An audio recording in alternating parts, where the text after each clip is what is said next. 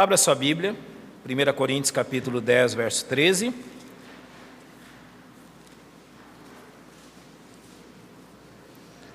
Primeira carta aos Coríntios, o capítulo 10, versículo de número 13. Se você puder colocar-se em pé, em reverência à leitura da palavra do Senhor, e depois ainda em pé nós vamos orar.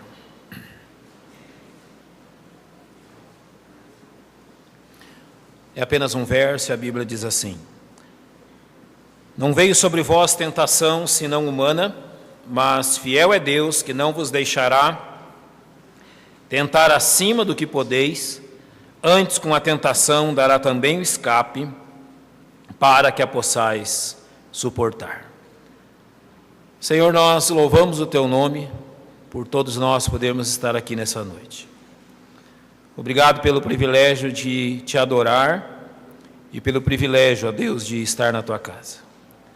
Rogamos, Pai, que Teu Espírito Santo, que nos conduz a todo entendimento desta verdade, nos conduz, ó Deus, em nossa mente, em nosso coração, a sermos edificados e conduzidos por ela. E nessa dependência nós oramos em nome de Jesus. Amém. Podem se assentar. Eu já tratei desse tema com os irmãos, desse verso algumas vezes, usando esta mesma expressão que eu vou usar hoje, a provisão de Deus para nossos problemas. E é o que eu gostaria de falar hoje aos irmãos. Todos nós, irmãos, temos problemas. Quem de nós não os tem? A palavra de Deus diz que, em alguns momentos, a nossa vida pode ser chamada de uma época de dias maus. E é verdade. Há realmente dias que parecem ser especialmente mais difíceis do que os dias normais da nossa vida. Por isso, então, na carta aos Efésios, Paulo disse que devemos estar assim preparados para os dias maus. Os dias onde os problemas parecem se avolumar na nossa vida. Então, a nossa existência nessa terra, ela é repleta de dificuldades. E nós entendemos que essas dificuldades, elas são reflexo daquilo que Deus disse aos nossos primeiros pais no livro de Gênesis. Porque Deus disse assim a Adão: Porquanto destes ouvidos à voz da tua mulher, e comeste da árvore que te ordenei, dizendo, não comerás dela. Deus disse que então 4 questões, devido a essa desobediência dos nossos primeiros pais, aconteceria. Deus disse que maldita é a terra por tua causa. Então nós, como seres humanos, temos habitado num lugar maldito. Deus disse que com dores comerás dela todos os dias da tua vida. Se no Éden a alimentação era algo espontâneo, a qualidade do alimento e tudo aquilo que Deus fazia era perfeito, então agora o homem teria que usar de sua dor para então tirar da terra o seu sustento. E ainda da terra o Senhor disse: espinhos e cardos também te produzirá, e comerás a erva do campo. O mundo, a terra não seria mais dócil para com o ser humano, ela traria problemas a ela, e no suor do teu rosto comerás o teu pão até que tornes a terra. Então, até que tornes a terra, terás que do suor do teu rosto tirar o teu sustento e a manutenção da tua vida. Realmente, a vida humana nessa terra maldita pelo pecado é uma vida de dificuldades. Aqui não é o céu.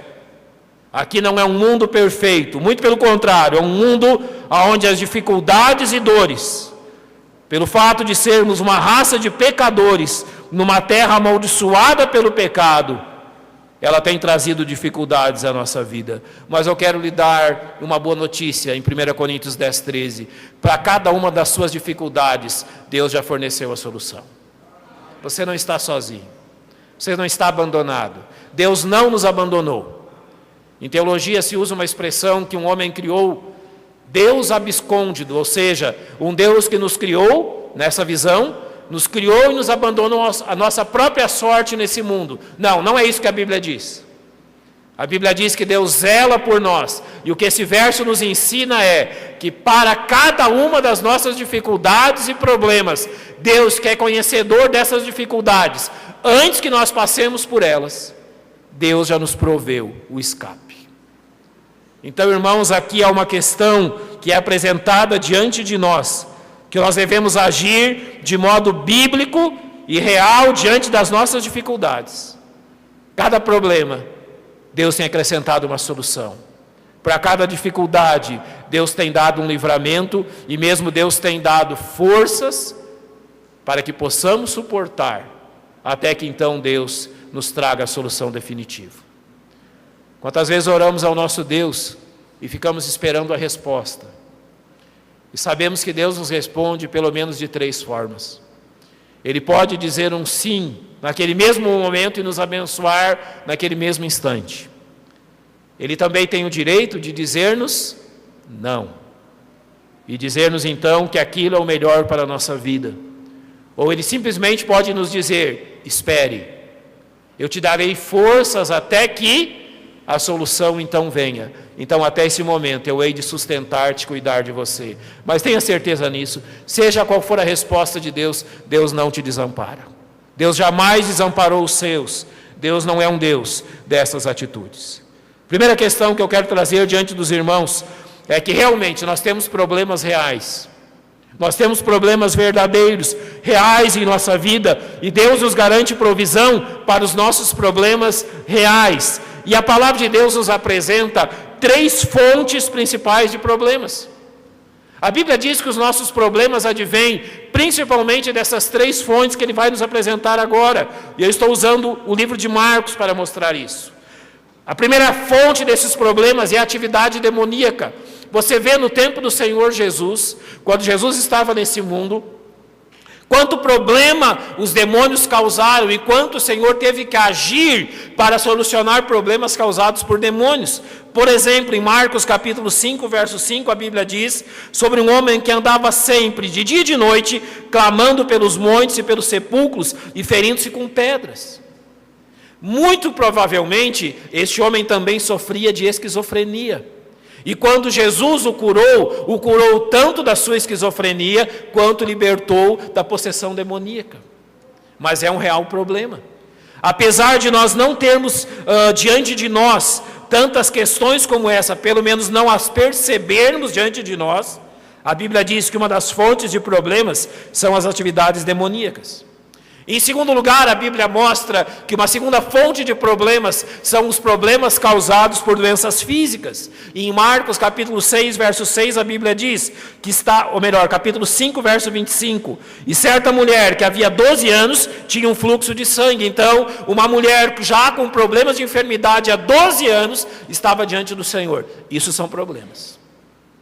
Doença física é problema.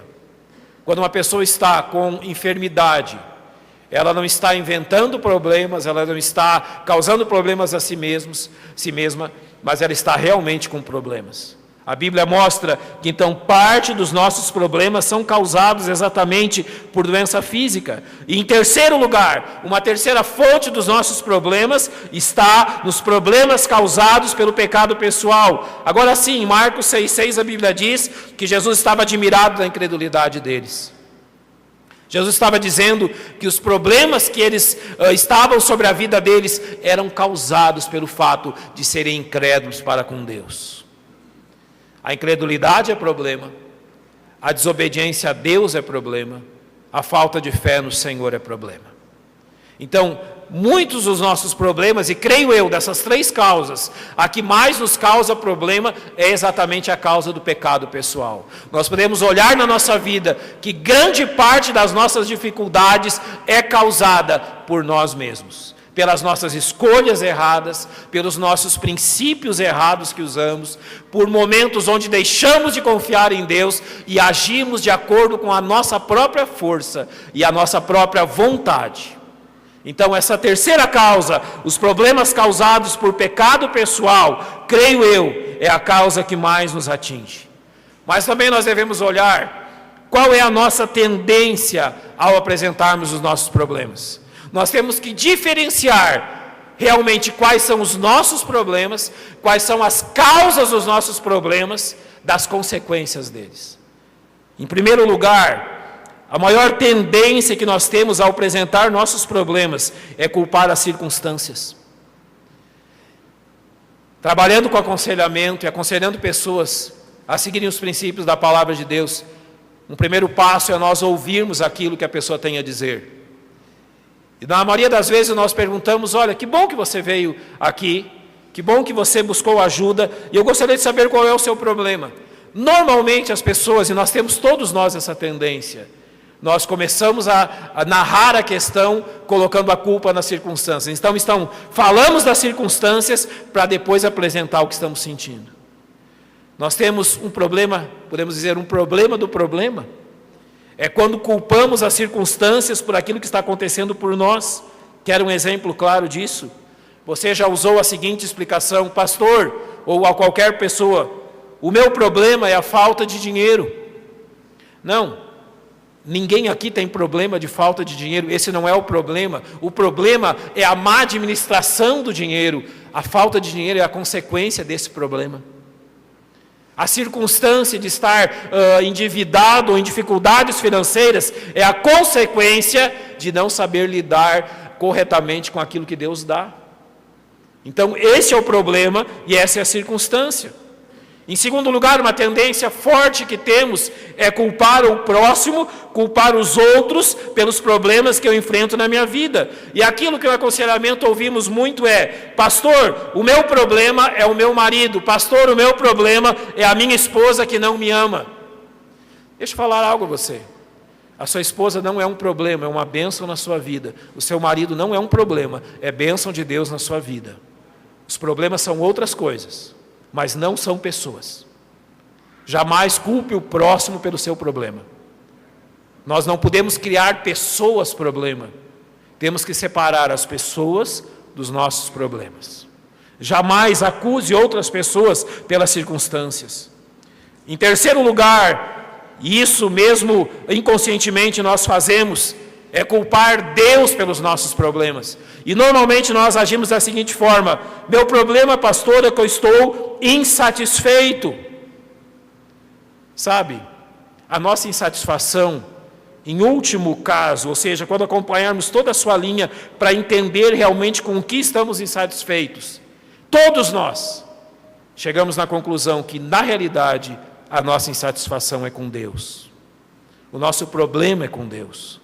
Então, quando dizemos que estamos insatisfeitos, dizemos que estamos insatisfeitos com a forma que Deus tem tratado a nossa vida. Porque, em último lugar, vamos culpá-lo por isso.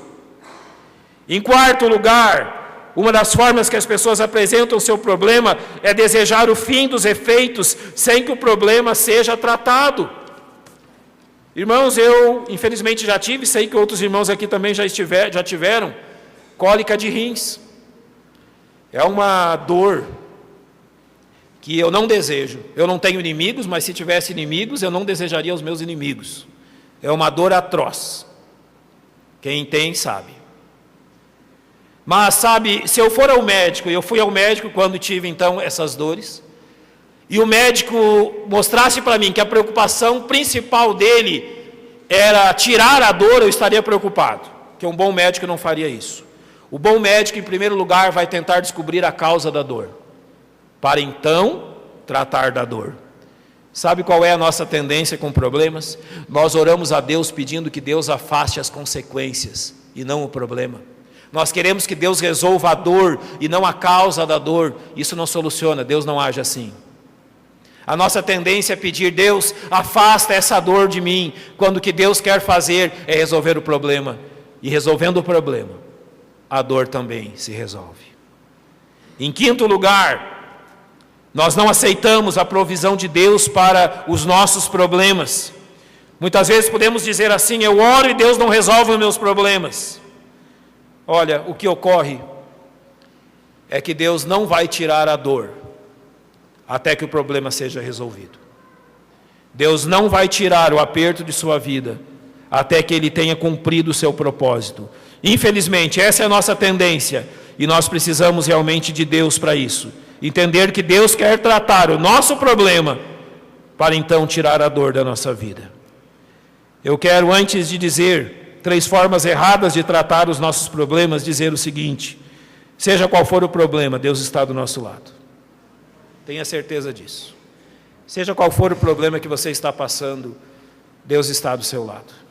Deus está cuidando, Deus sabe que o seu problema é real.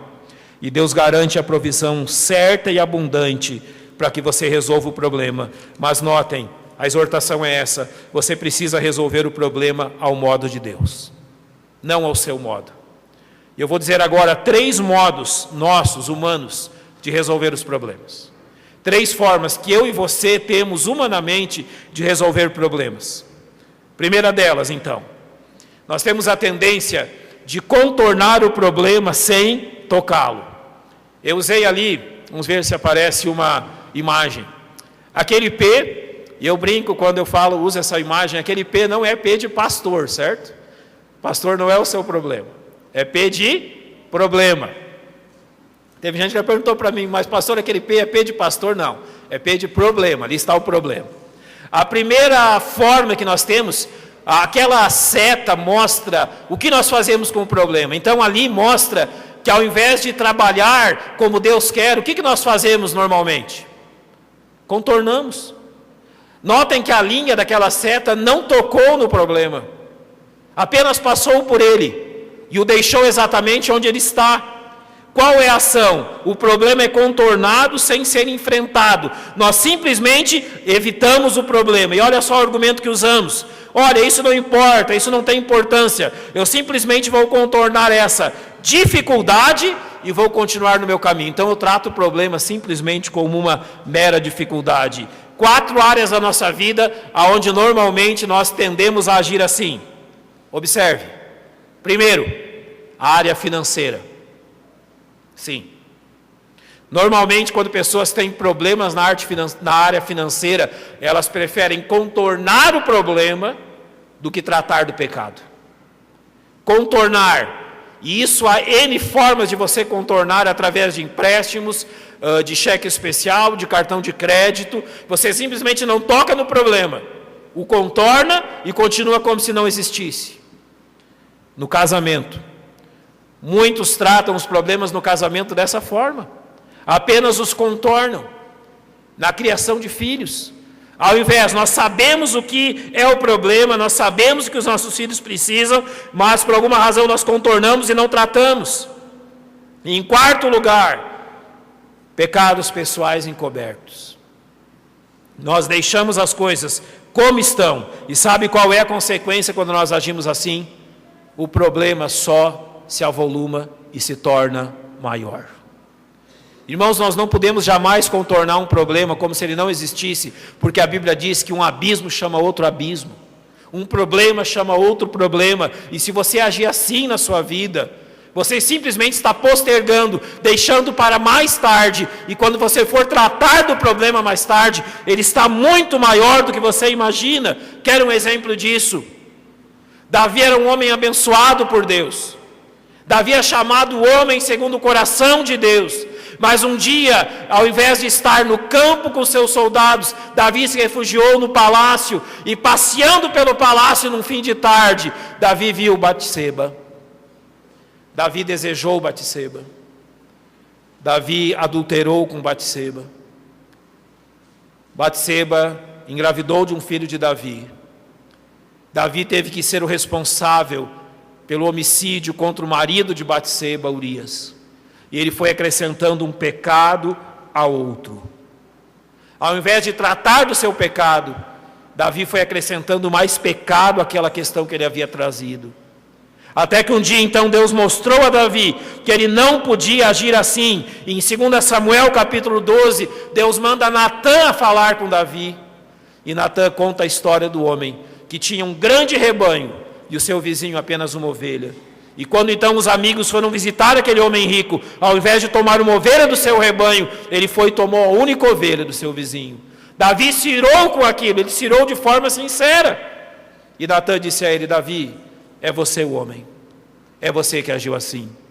Ao invés de tratar do seu problema, você o encobriu, você não o resolveu.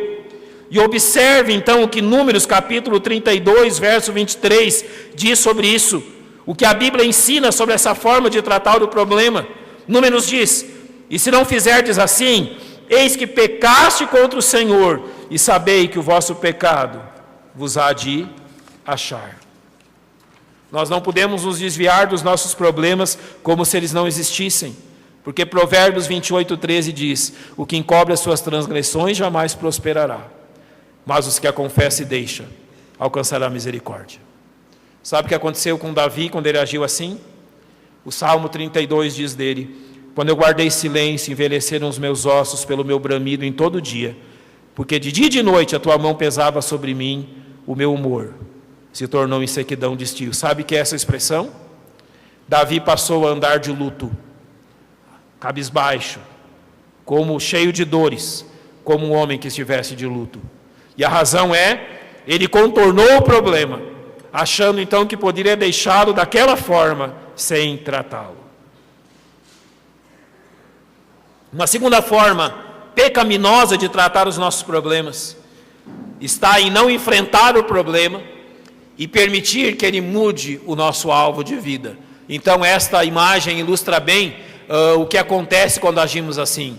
Ao invés de enfrentarmos o problema, nós nos desviamos do nosso objetivo. Então a ação aqui é que o problema é deixado como está e a pessoa muda o foco de direção, mas assim ela cria um outro problema. E o argumento que a pessoa usa é: olha, não é isso que eu quero, não é esse o curso que eu queria seguir. E há 3 áreas da nossa vida extremamente suscetíveis a isso. O primeiro deles é a vida de consagração ao Senhor. Ninguém se consagra ao Senhor se desviando dos seus problemas. Ninguém é útil nas mãos do Senhor quando se desvia das suas dificuldades. Em segundo lugar, o desenvolvimento e maturidade espiritual. Você não vai adiante se não resolver cada um dos problemas. Você não vai adiante se não amadurecer diante das dificuldades. Desviar delas não é a solução. E finalmente, dentro desse escopo, o serviço na igreja. Nós jamais vamos servir ao Senhor se nós não resolvermos o nosso problema. Nós jamais vamos servir ao Senhor se diante de qualquer problema nós nos desviarmos. Quer saber e quer ver um exemplo disso que pode ser usado para a nossa vida? Em Mateus capítulo 16, verso 16, o grande apóstolo Pedro diz: tu és o Cristo, o Filho do Deus vivo. Pedro sabia quem era Jesus. Pedro entendia quem era Jesus. E em Mateus 26 ele diz assim: ainda que seja mister morrer contigo, não te negarei. Pedro era um homem firme nos seus propósitos. E quando então Jesus diz que vai morrer por eles, Pedro diz: olha, Senhor, não vou permitir isso. Eu não vou permitir que isso aconteça. Eu jamais te negarei, mesmo que seja necessário eu morrer contigo. Mas naquela quinta-feira à noite, quando Jesus foi preso, Pedro ele acompanhou os acontecimentos de dentro do pátio da casa do sumo sacerdote. Veio uma pessoa e pergunta a ele se ele conhece aquele homem que está sendo julgado. Ele diz: olha, não conheço. Veio uma segunda pessoa e diz: olha, realmente você é um deles. Ele diz: olha, não sou, você está me confundindo com alguém. Veio uma terceira pessoa e diz: olha, o teu sotaque te denuncia, você é um deles. Ele diz: não, eu não conheço esse homem. E a Bíblia diz que nesse momento o galo canta, Jesus olha para Pedro e Pedro sai triste. Estava ali um problema. Agora havia uma pedra no caminho. Ao invés de solucionar o problema, o que Pedro fez foi, após a morte do Senhor, ele se volta para os discípulos e diz assim: eu vou pescar. Aqui está o alvo de Deus, mas entre Pedro e o alvo de Deus tem um problema.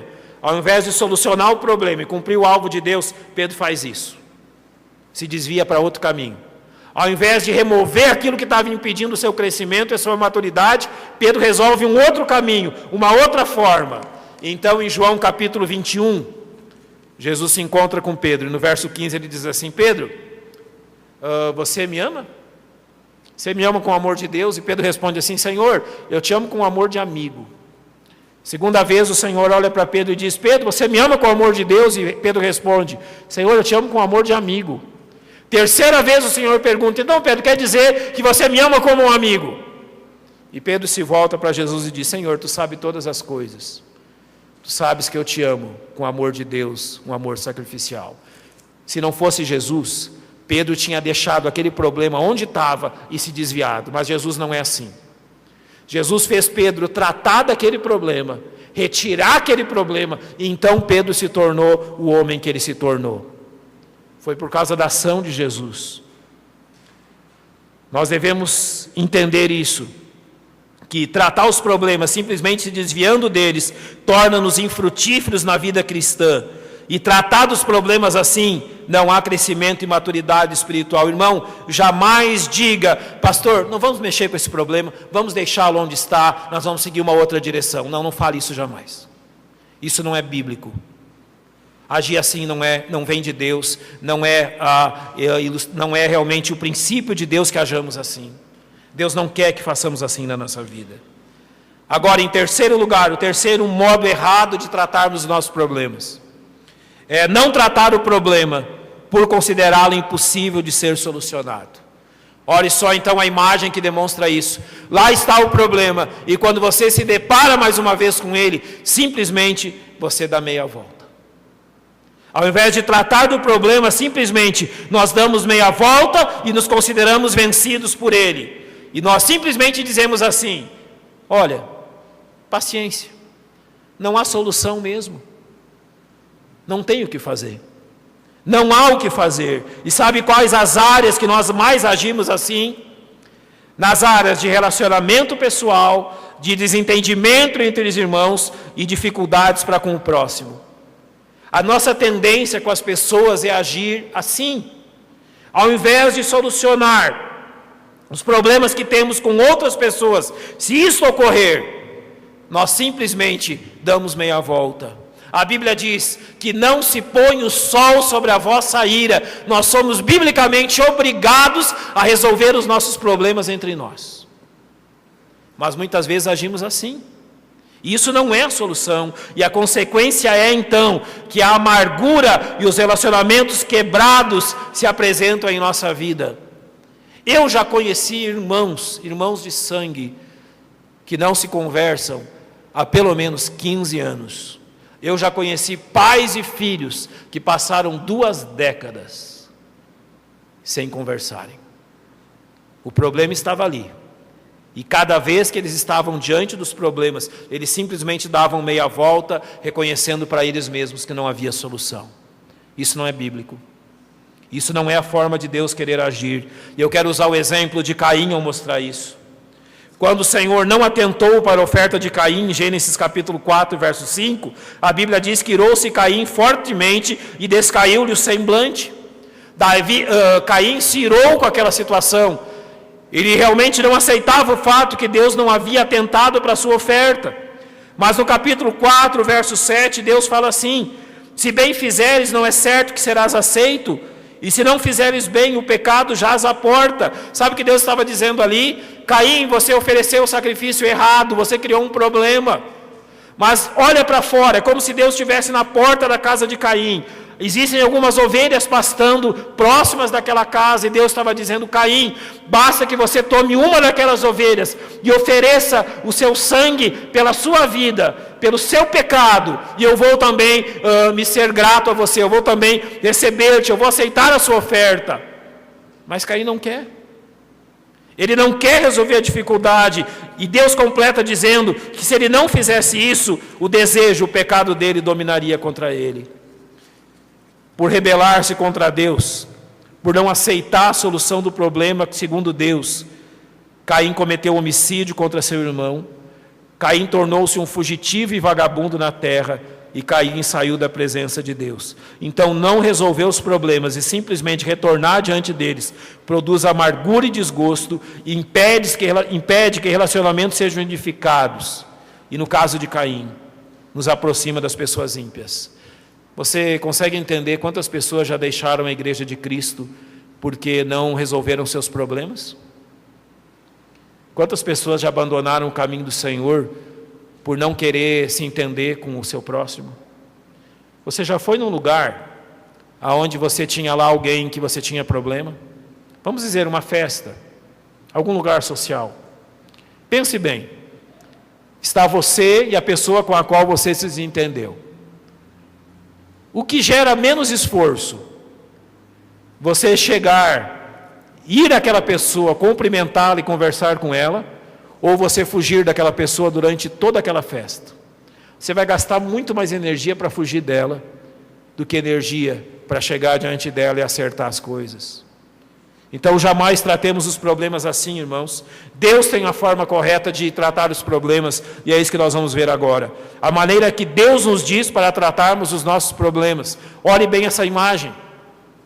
Os nossos problemas precisam ser tratados desta forma. Nós precisamos resolvê-los, nós precisamos atacá-los, nós precisamos aceitar a provisão de Deus para os nossos problemas. E sabe o que as pessoas dizem para não fazer isso? Elas dizem assim: pastor, o meu caso é único, eu não tenho solução para o meu problema. Será? Será que ninguém mais nesse mundo tem um problema igual ao seu? Não há solução bíblica para ele? Ou pode dizer: pastor, minha cruz é pesada demais, eu não posso. Ou seja, então você está pensando que a vontade de Deus é que você permaneça com esse problema. Outros ainda dizem: pastor, o meu caso é diferente. Ou seja, então você não é um pecador como todos nós. Não existe problema que Deus não nos diga que devemos tratar dessa forma. Enfrentá-lo. Tratá-lo segundo a provisão de Deus. E agora então nós podemos, pensando nisso, olhar para aquilo que 1 Coríntios capítulo 10, verso 13 nos diz. Qual a provisão de Deus para a solução dos nossos problemas? E preste atenção no que diz 1 Coríntios capítulo 10, verso 13. Ele diz assim: não veio sobre vós tentação. E a palavra tentação aqui significa teste. Pode indicar um teste difícil, um problema de dificuldade, até mesmo um tipo de provação sobre a nossa vida. Então ele diz: não veio sobre vós nenhum tipo de dificuldade, senão humana. Ou seja, todos os nossos problemas estão no nível humano. Todos os nossos problemas são comuns à raça humana. Você não é o único. Sabe qual é um dos problemas que nós mais enfrentamos? Quando nós nos comportamos como vítimas. A autocomiseração. Você sabia que sentir pena de si mesmo é pecado? A autocomiseração é isso. Eu passo a sentir pena de mim mesmo, e eu passo a pensar que Deus não exige de mim a solução do meu problema. Não. Se vitimizar, considerar-se realmente alguém que todos os problemas, então, são incapazes de serem resolvidos ou incapazes de serem tratados. Aqui, Paulo está dizendo: não veio diante de vós dificuldade que não seja humana. Ou seja, não há nada avassalador, não há nada fora do aspecto humano. Mas ele diz que Deus é fiel. Eu não preciso saber qual é o seu problema. Eu sei que como pastor as pessoas vêm a nós e contam seus problemas, isso é parte do ministério pastoral. E nós procuramos ajudar biblicamente. Mas eu quero que você saiba que, independente de qual for o seu problema, Deus tem absoluto controle sobre ele. Deus é fiel. Não há nenhum problema que Deus não saiba antes de nós que ele iria acontecer. Posso usar um exemplo que os irmãos vão lembrar bem? Um dia, Jó está na sua casa. Ele é um homem próspero no Oriente. Ele é um homem conhecido pela sua justiça, pela forma que ele tem tratado com Deus. No outro dia, Jó, ele perde as suas riquezas, ele perde os seus filhos, ele perde a sua saúde, e ele não está mais na sua casa. Agora Jó, ele está no lixão da cidade. O único remédio que Jó encontra para as úlceras que tomaram conta do corpo dele é a saliva dos cães. A saliva dos cachorros, eles têm uma bactéria fortíssima. Ou melhor, eles têm uma capacidade, de combater as bactérias de forma muito forte. E a única forma que Jó encontra de alívio é permitir que os cães venham lamber-lhe as feridas. Lá no lixão, Jó encontra cacos de telhas. E a única coisa que ele pode fazer é raspar aquelas úlceras. Eu pergunto a você: Deus estava no controle? Deus estava no controle do que estava acontecendo com Jó? Eu quero dizer duas coisas a você. A primeira, Jó nunca soube do que o livro próprio que leva o nome dele diz. Jó nunca soube de que Satanás foi ao céu. Jó nunca soube que Deus então usou Jó como um exemplo, e que Satanás então disse a Deus que se Deus tirasse as bênçãos sobre Jó, Jó blasfemaria de Deus. Jó nunca soube disso. Jó enfrentou todo esse problema sem saber nada do que eu e você sabemos. Jó nunca soube que era uma questão entre Deus e Satanás. Ele não sabia de nada do que estava acontecendo no céu. Jó não tinha uma igreja.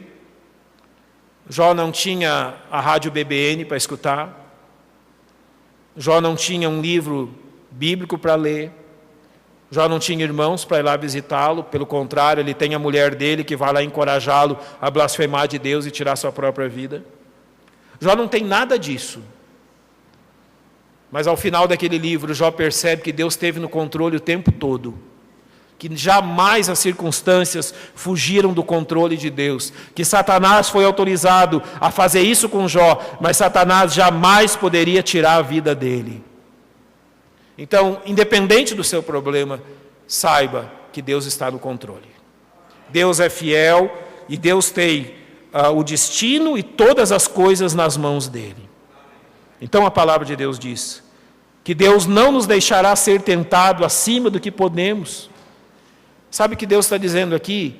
É que junto com os nossos problemas, Deus já nos tem dado forças para resistirmos e vencermos. Talvez nós não saibamos ainda usar o que Deus nos deu, mas esse poder já está ao nosso dispor. Observe como isso é visto na vida de Jesus em Hebreus capítulo 2. Porque naquilo que ele mesmo, sendo tentado, padeceu, pode socorrer aos que são tentados. Deus já nos deu Jesus para a solução de todos os nossos problemas. Ele diz que Jesus foi tentado e padeceu, e ele pode socorrer-nos em toda a nossa tentação. Ele diz no capítulo 4, verso 15 de Hebreus, porque não temos um sumo sacerdote que não possa compadecer-se das nossas fraquezas, porém um que, como nós, em tudo foi tentado, mas sem pecado. Sempre tenha diante da sua mente, não importa qual o problema, Jesus Cristo está ao seu lado. Na última segunda-feira, a irmã Icate estava internada no hospital, estava lá com o irmão Clóvis, e já era um pouco tarde da noite. E nós estávamos, nós três, lá no quarto do hospital, prestando um culto a Deus. Eu não sei o que as pessoas que estavam lá fora pensaram de nós. Nem sei o que elas ouviram quando passavam no corredor ou do quarto ao lado. O que elas pensaram daquele povo cantando, orando e lendo a Bíblia? Nós fizemos o mais discretamente possível, mas eu creio que era possível ouvir do outro lado da porta. Ou seja, não importa qual o problema que nós enfrentemos, o Senhor Jesus sempre está conosco. E sabe por quê? Naquele dia nós fizemos esse culto, porque o Senhor Jesus prometeu que onde houverem 2 ou 3 reunidos em meu nome, ali estarei com eles. Então o Senhor sempre está conosco.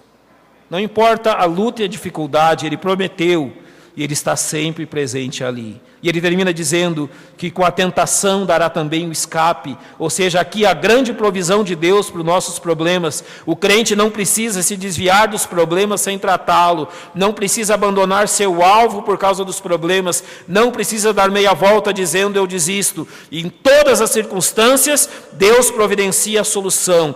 Ele é fiel e essa é a sua promessa. Sabe então o que devemos, diante dos problemas, dizer? Senhor, eu aqui estou com os meus problemas.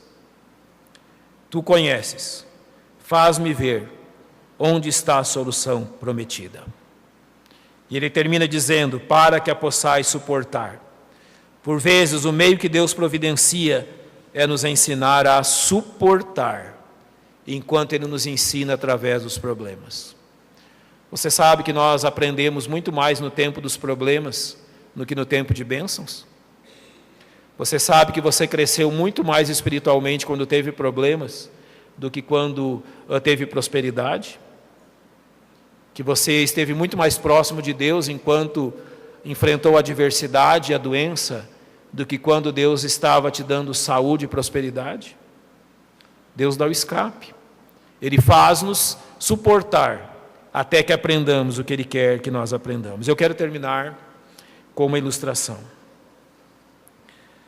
A palavra de Deus diz que quando o povo de Israel foi tirado do Egito, imagina, não é? Um problema de 430 anos resolvido. Nenhum de nós aqui tem um problema de 430 anos. 430 anos. E a maior parte desses 430 anos, após a morte de José, está incluído aí nesse tempo, foi um tempo de escravidão. Então, quando o povo sai do Egito, imagina a alegria daquele povo. Quando então abandonam a escravidão, eles saem carregando ouro, prata, os bens que os egípcios voluntariamente lhes deram, e aquilo era um pagamento por aqueles anos de escravidão. Mas quando eles estão caminhando, Faraó muda de ideia, e Faraó envia os seus exércitos. Em Êxodo 14:10 diz que os filhos de Israel levantaram seus olhos, e eis que os egípcios vinham atrás deles, e temeram muito. O problema persistiu, o problema veio atrás. O problema não desistiu. E no verso 11 diz que eles olham para Moisés e diz: não havia sepulcros no Egito para nos tirar de lá, para que morramos nesse deserto? Eles estão dizendo: olha, nós não podíamos ter morrido lá, se ele nos traz até aqui para nos matar aqui, qual a diferença de morrer lá ou morrer aqui? Ou seja, simplesmente você não resolveu o nosso problema. É isso que eles estão dizendo. Nós íamos morrer lá, agora vamos morrer aqui, então não adiantou nada tudo isso. Mas Moisés diz assim no verso 13: não temais, estáis quietos, e vede o livramento do Senhor que hoje vos fará. Sabe o que Moisés sabia? Moisés sabia que Deus é fiel, e não vos deixará tentar acima do que podeis, mas antes, com a tentação, dará também o escape. Moisés sabia disso. Mas agora vamos nos colocar no lugar deles. Nas nossas costas, há o exército mais poderoso do mundo. E na nossa frente, um mar intransponível. Então aqui você pode escolher. Você pode morrer pela espada ou morrer afogado. Está à sua escolha. Mas quando o exército se aproxima, Moisés diz assim, ou o Senhor diz a Moisés: por que clamas a mim? O Senhor está dizendo assim: Moisés, você não enxergou a solução ainda? E é como se Moisés dissesse: Senhor, o exército está atrás de mim, o mar está na minha frente, não tem para onde fugir. E o Senhor não quer que eu clame ao Senhor? É como se o Senhor estivesse dizendo: Moisés, enxerga a solução. E o Senhor diz assim: dize aos filhos de Israel que marchem. E marchem para onde? Para dentro do mar. Então vamos colocar-nos, eu não sei se foi Moisés ou foi outro, no lugar daquele israelita que foi o primeiro a colocar o pé dele na água. Você lá está caminhando em direção ao mar, e o próximo passo é dentro d'água.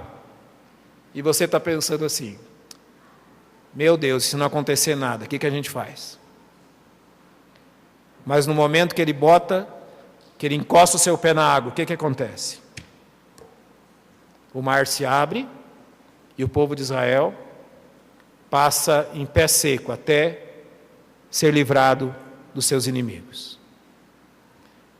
Quando os inimigos foram ultrapassar aquele mesmo lugar, o mar se fechou e os matou. Sabe por quê?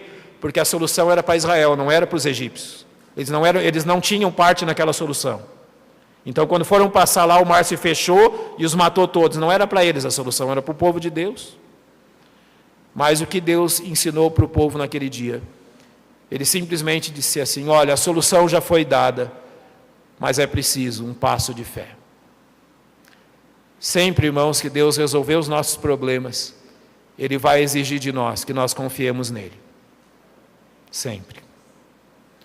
Diante dos problemas da sua vida, Deus que já deu a solução, para que essa solução seja alcançada, Ele vai exigir que você confie nele. Que você confie verdadeiramente no poder dele e na presença dele, para que então a solução seja confirmada.